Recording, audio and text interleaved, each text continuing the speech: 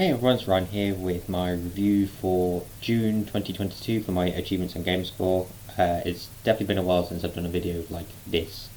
Jenny can't remember what the last one was. I think it was probably last month's review. Um, for June, I have unlocked 220 achievements and earned 7,285 game score. The reason I keep looking up to the side, I've got the phone up here with all the notes on it. 6 games started, 13 games played, 7 games completed, so not a bad ratio. So the big ones for me in June were Star Wars Jedi Fallen Order, 25 achievements for 785 game score. Um, one I'm just going to quickly go over is NBA 2K22. Yes, 2K22. 1 achievement worth 30 game score. That was for, I believe, maxing out all the stats for my player. Basically that was like the last thing I was doing on the game. I've got all the achievements on that I wanted to. So essentially all my like yearly games are out of the way. So that's like FIFA, NBA, I'm trying to think what else I was playing at the time. But essentially the games I just kept rotating just for the sake of trying to grind out achievements. They're all done now, so I actually managed to spend time on other games and finish them. So like I said, Star Wars Jedi Fallen Order, 25 achievements per 785 game score. I finished that off, like actually played through the story, went back and did like all the collectibles, and all the extra stuff in it. I had a lot of fun playing that game. Like I said, I got that in 2020 when my Xbox died on my birthday. I got the Xbox One S with it.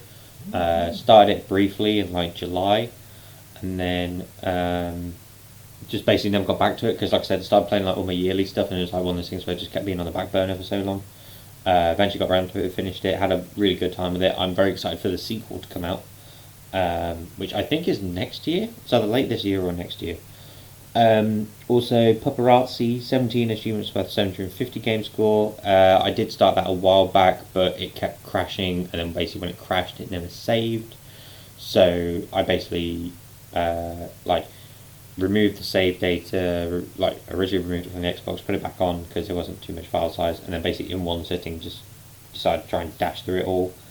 That one's not too bad. Like if you like dogs, if you like taking pictures, then it's a nice simple game. Only takes like 3 hours if you know what you're doing.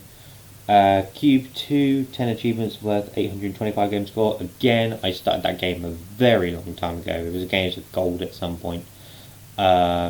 That took a while to get through. I'll be honest, it did give me a couple of headaches with some of the puzzle solutions. Probably the fact that I was trying to play it first thing in the morning didn't help. That's another game that I completed. So basically Star Wars Jedi Fallen Order, Paparazzi, Cube 2 are 3 completions. And then the other 4 I pretty much had done within like 3 days. There are 3 games by Pogi. They're part of like a deal, essentially. They're all like £3.34 each. So there's Alpha Set, Word Breaker, and Gaps.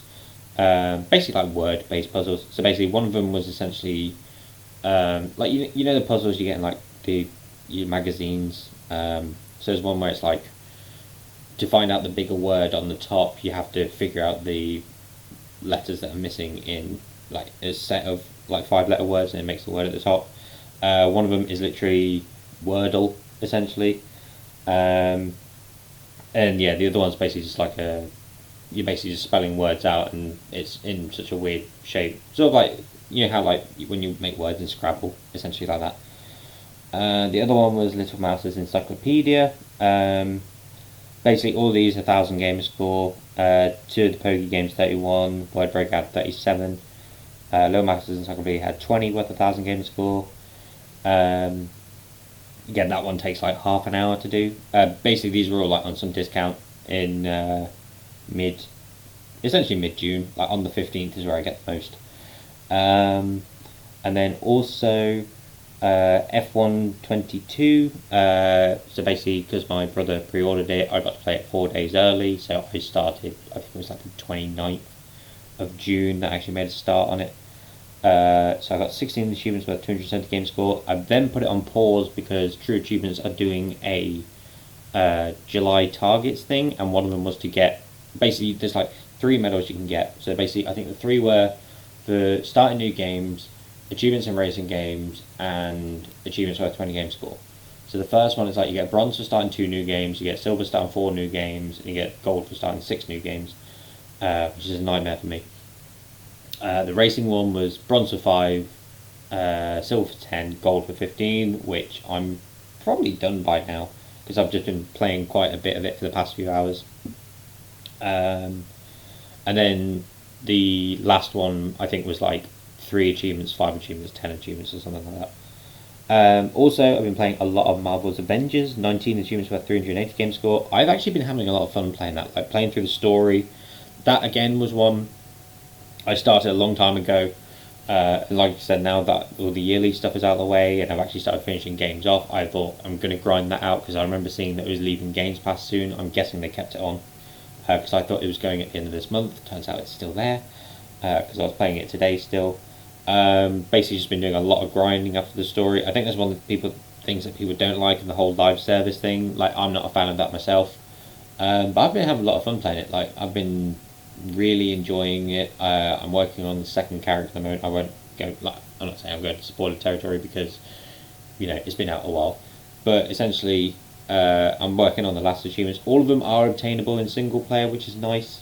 So basically that's what I'm working on.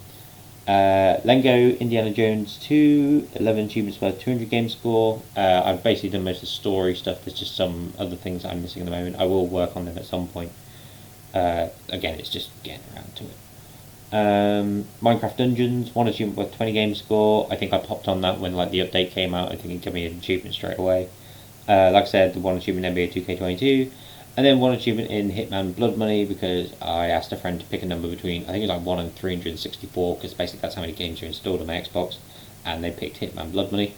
I'll get back to that at some point eventually. I know I keep saying that, but I'll try to. Yeah.